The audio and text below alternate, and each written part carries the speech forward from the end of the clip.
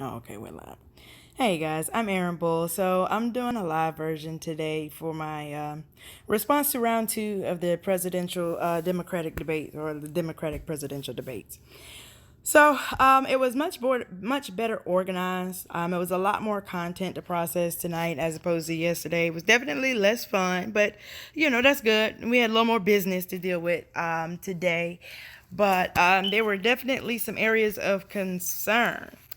Um, so I guess we'll kind of go from like worst to best. First and foremost, let's start with Andrew Yang. Why was he there?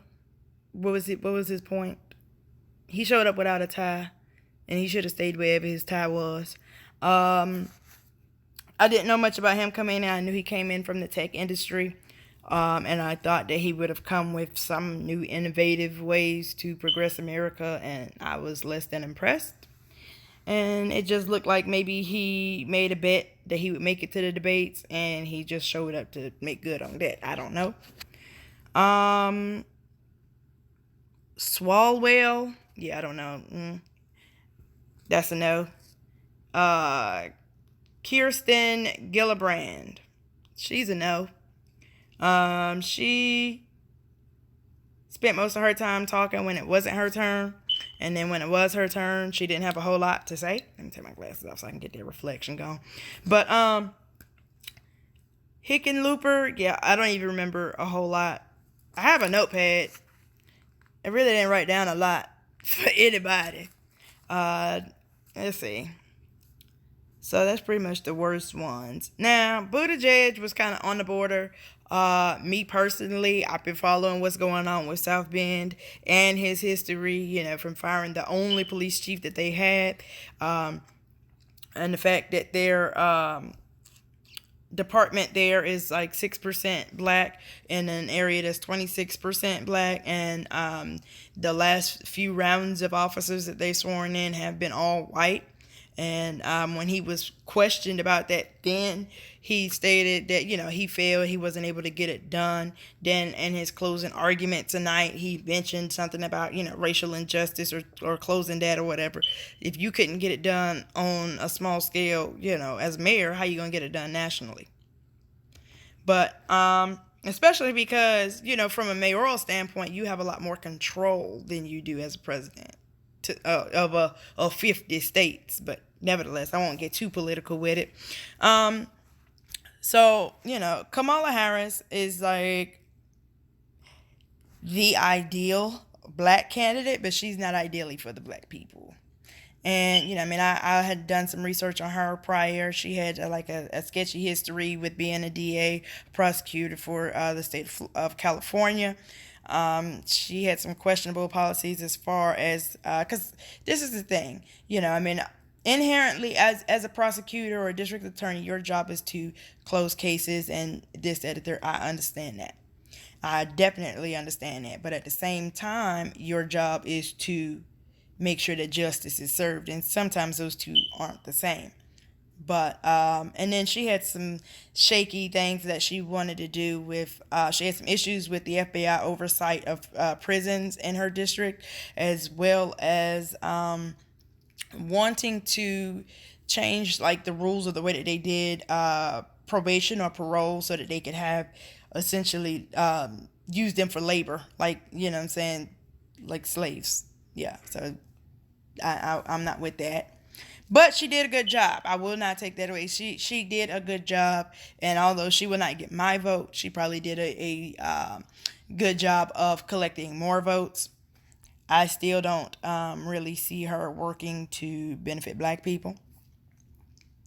Even though she had that nice anecdotal issue with Joe Biden, and that was me on the bus and blah blah blah, whatever. Okay, cool. You wanted to fight to resolve the issue that you had, but what are you really gonna do to resolve the issues of the people?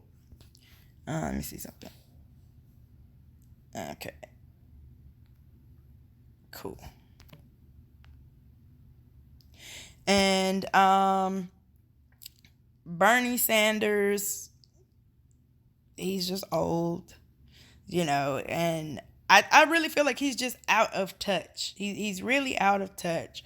Joe Biden is kind of riding on the wings of Obama. And, ideally, Obama was a good president for America. He was not the black people's president. He was just a president that was black. And, I think that Joe Biden is, riding on the success because honestly, Obama was marked as, America's favorite president. So that's a big deal. That's not a bad thing to follow. But right now, I'm looking at, who's going to be good for us? Who's going to be good for ADOS, black people? And the only one that truly outright mentioned reparations was Marianne Williamson. And she had some good ideals, but I'm not sure of her practices. Like, I think she would be a good advisor or a good person to have, on staff or whatever. But I don't know about her being like just the president of the United States. Because number one, she's talking about she's going to win the office with love, which is a novel idea. A novel idea. But we live in a world with guns and bad people. And, we following in the wake of number 45, and we're going to have some stuff to clean up, and it's going to take a little bit more than love to do that.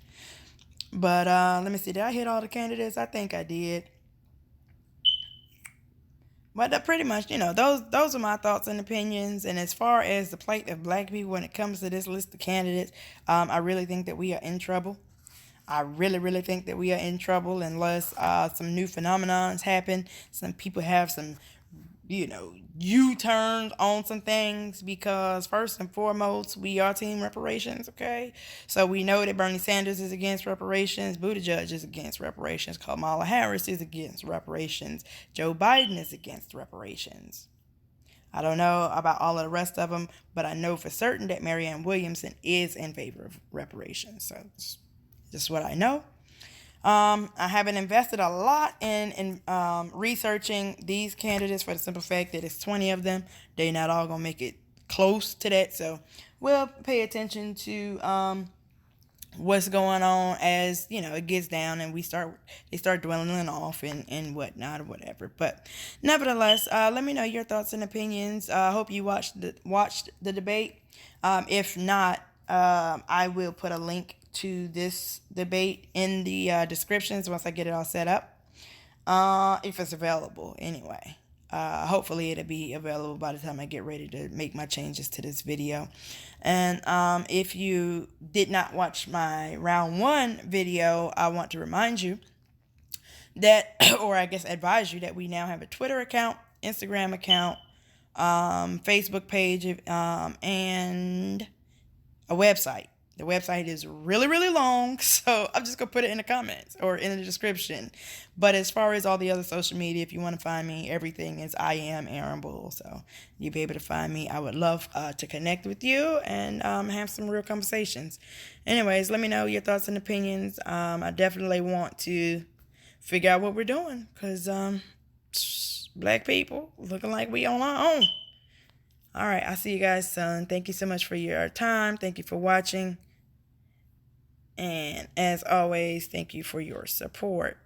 And I am Aaron Bull.